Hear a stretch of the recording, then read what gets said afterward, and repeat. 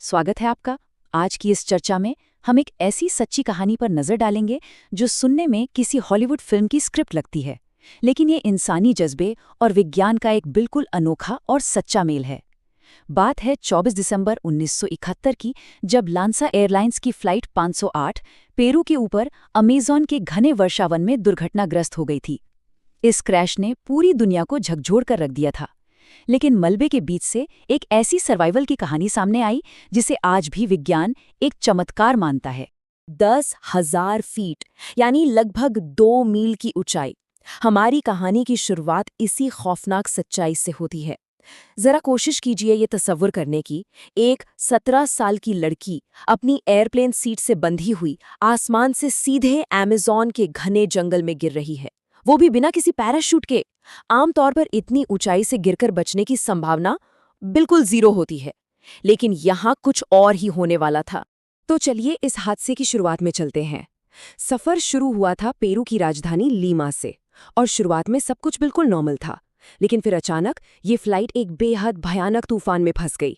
21,000 feet की ऊंचाई थी जब अचानक प्लेन के राइट विंग पर सीधे बिजली गिरी। कुछ ही सेकंड्स में वहां आग लग गई और विंग टूटकर अलग हो गया। जब तक प्लेन लगभग 10,000 फीट की ऊंचाई पर पहुंचा, तब तक वो हवा में ही टुकड़ों में बिखरने लगा था। जुलियाने कोपेक, जो विंडो सीट 19F पर बैठी थीं, अब अपनी 3 सीटों की कतार के साथ हवा में तेजी से नीचे गिर रही थीं।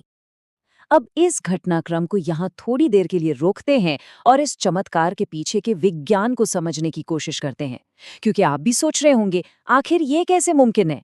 एक इंसान टर्मिनल वेलोसिटी से 10,000 फीट से गिरे और जिंदा बच जाए। सुनने में यह किसी जादू जैसा लगता है ना, लेकिन इसके पीछे दरअसल कुछ बहुत ही दिलचस्प और हैरान करने वाले भौतिक कारण छिपे हैं। इस बारे में सबसे दिलचस्प बात यह है कि आखिर इन कारणों ने जूलियाने की जान बचाई कैसे। पहला कारण था अपड्राफ्ट्स। दरअसल तूफान की वजह से हवाएं नीचे से ऊपर की तरफ तेजी से चल रही थीं, जिन्होंने गिरती हुई सीट को ऊपर की तरफ धकेला और रफ्तार काफी कम कर दी। दूसरा था हेलीकॉप्टर इफेक्ट। वो जो 3 सीटों की कतार थी ना, वो हवा में इतनी तेजी से गोल गोल घूमने लगी कि उसने एक रोटर ब्लेड की तरह काम किया। इससे बहुत ज्यादा एयर रेजिस्टेंस पैदा हुआ। और तीसरा सबसे बड़ा कारण था फॉरेस्ट कैनोपी। अमेज़न जंगल के घने पत्तों और बेलों ने एक कुदरती गद्दे की तरह काम किया, जिससे सीधे जमीन पर टकराने का असर काफी हद तक कम हो गया। इन कारणों और शायद थोड़ी सी किस्मत की वजह से जूलियाने बच तो गईं, लेकिन जब क्रिसमस की सुबह उन्हें होश आया तो हालत बहुत खराब थी। उनकी कॉलर बोन टूट चुकी थी, शरीर पर गहरे घाव थे और उन्हें कंकशन था। चश्मा टूट चुका था और एक आंख पूरी तरह सूजकर बंद हो गई थी। लेकिन जूलियानी कोई आम 17 साल की लड़की नहीं थी। उन्होंने अपनी जिंदगी के पिछले 3 साल अपने ज़ूलॉजिस्ट माता-पिता के साथ अमेज़न के ही एक बायोलॉजिकल रिसर्च स्टेशन में बिताए थे। और पता है, यही अनुभव आगे चलकर उनका सबसे बड़ा हथियार बनने वाला था। देखिए, जब आप किसी घने जंगल में खो जाते हैं तो सबसे बड़ी चुनौती होती है दिशा खोजना। ऐसे में जूलियाने को अपने पिता की सिखाई एक बहुत ही स्ट्रिक्ट सर्वाइवल स्ट्रैटेजी याद आई। उनके दिमाग में एक बिल्कुल क्लियर रोड मैप था। सबसे पहले पानी का एक छोटा सोता या झरना खोजना, फिर उसके साथ साथ चलकर एक धारा तक पहुंचना। वो धारा आगे चलकर किसी नदी में मिलेगी और बड़ी नदियां हमेशा इंसानों की बस्तियों तक ले जाती हैं। एक ऐसी स्थिति जहां बचने की कोई उम्मीद नहीं थी, वहां इस लॉजिक ने उन्हें एक स्पष्ट लक्ष्य दे दिया। लेकिन इस लक्ष्य को पाने के लिए उनके पास साधन क्या थे, ये जानकर आपको सच में हैरानी होगी। 30।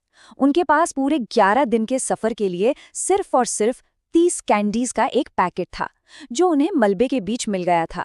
बस यही था उनके पास खाने के नाम पर। उन्होंने जानबूझकर किसी भी अनजान फल या मशरूम को नहीं छुआ, क्योंकि उन्हें अपने अनुभव से पता था कि जंगल में वो बेहद जहरीले हो सकते हैं। अब आते हैं अमेज़न के उन भयानक खतरों की तरफ जो हर कदम पर इंतजार कर रहे थे। भूख तो थी ही, साथ ही जहरीले कीड़े और एक ऐसा माहौल जो शरीर और दिमाग दोनों को पूरी तरह थका रहा था। जैसे जैसे दिन बीत रहे थे, उनका शरीर कमजोर पड़ता जा रहा था और जंगल के अंदर सरवाइव करना लगातार मुश्किल होता जा रहा था। ये पूरा सफर किसी भयानक सपने जैसा था। पहले दिन तो वो अपनी चोटों से ही जूझती रहीं। फिर चौथे दिन उन्हें एक बहुत ही डरावना मंजर दिखा। उन्हें मलबे का एक हिस्सा मिला जहां 3 यात्रियों के शव अभी भी अपनी सीटों से बंधे हुए थे, जो सिर के बल जमीन में धंस गए थे। लेकिन छठे दिन एक उम्मीद की किरण दिखी। उन्हें एक हॉड्जिन पक्षी की आवाज सुनाई दी। अपनी बायोलॉजिकल नॉलेज से वो जानती थीं कि ये पक्षी हमेशा खुले पानी के पास ही रहता है। इसका सीधा सा मतलब था कि वो बिल्कुल सही दिशा में जा रही हैं। और आखिरकार 10वें दिन उन्हें एक छोटी नाव और एक झोपड़ी दिखाई दी। इस पूरे सफर में जंगल की उस समझ ने बार बार उनकी जान बचाई। एक किस्सा तो बहुत ही हैरान करने वाला है। एक बार नदी के किनारे आराम करते हुए एक बड़ा केमन, जो कि एलिगेटर की ही एक प्रजाति है, उनके करीब आने लगा। आमतौर पर कोई भी इंसान ऐसी स्थिति में जमीन की तरफ भागता, राइट? लेकिन जूलिया ने जानती थीं कि केमन पानी के अंदर शायद ही कभी हमला करते हैं। वो सीधे नदी में कूद गईं और पानी के बहाव के साथ आगे सुरक्षित निकल गईं। अब ये 30 नंबर यहाँ एक बार फिर से लौट कर आता है, और इस बार ये बेहद खौफनाक है। 10वें दिन जब वो उस झोपड़ी तक पहुंची, तब तक उनके घाव बुरी तरह इन्फेक्ट हो चुके थे और उनमें मैगेट्स यानी कीड़े पड़ चुके थे। झोपड़ी में उन्हें थोड़ा सा पेट्रोल मिला। फिर जो उन्होंने किया उसमें बहुत हिम्मत चाहिए थी। उन्होंने बिना किसी हिचकिचाहट के वो पेट्रोल सीधे अपने घाव में डाल लिया।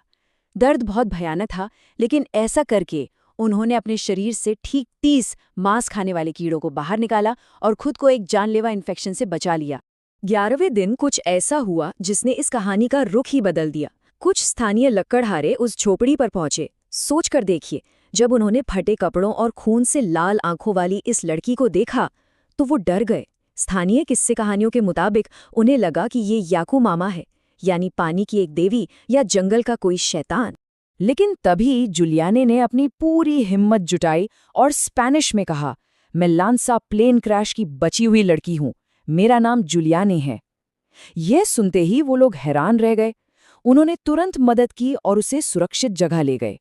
यह उनके लिए राहत का पल तो था, लेकिन यही वो वक्त भी था जब जुलियाने को यह दर्दनाक सच्चाई पता चली कि उनकी माँ इस हादसे में नहीं बच पाईं। इस चमत्कारी रेस्क्यू के बाद जुलियाने की पूरी जिंदगी बदल गई। उन्होंने अपनी माँ के नक्शे कदम पर चलने का फैसला किया, जूलॉजी की पढ़ाई की और एक मैमोलॉजिस्ट बनी। उन्होंने अपना पूरा जीवन अमेज़न के जंगलों के संरक्षण में लगा दिया। लेकिन जब इन्वेस्टिगेटर्स क्रैश साइट पर पहुंचे तो उन्होंने एक ऐसी सच्चाई का पता लगाया जो बेहद दुखद थी। और ये तुलना बहुत ही शानदार तरीके से ये दर्शाती है कि सर्वाइवल असल में क्या है। जांच में पता चला कि क्रैश के बाद जूलियाने के अलावा 14 और यात्री जिंदा बच गए थे। लेकिन उन 14 लोगों ने क्या किया? वो बस वहीं बैठकर रेस्क्यू टीम के आने का इंतजार करते रहे और अंततः अपनी जान गंवा बैठे। जबकि जूलियाने लगातार चलती रहीं, उन्होंने अपने विज्ञान के ज्ञान का इस्तेमाल किया और अपनी जान बचा ली। तो आज की इस चर्चा के अंत में ये कहानी हमारे सामने एक बहुत ही बड़ा सवाल छोड़ जाती है। जब आपके सामने ऐसी चुनौतियां हों जहां जीतने की उम्मीद बिल्कुल ना हो, तो क्या बचने का रास्ता किसी चमत्कार के इंतजार में बैठे रहने से मिलता है या फिर बिना रुके उसके लिए लगातार लड़ते रहने से? जुलियाने कोपेक की ये कहानी साबित करती है कि सही ज्ञान, अनुशासन और कभी हार ना मानने का जज्बा किसी भी चमत्कार से बहुत बहुत बड़ा होता है। इस विश्लेषण में हमारे साथ जुड़े रहने के लिए आपका बहुत बहुत शुक्रिया।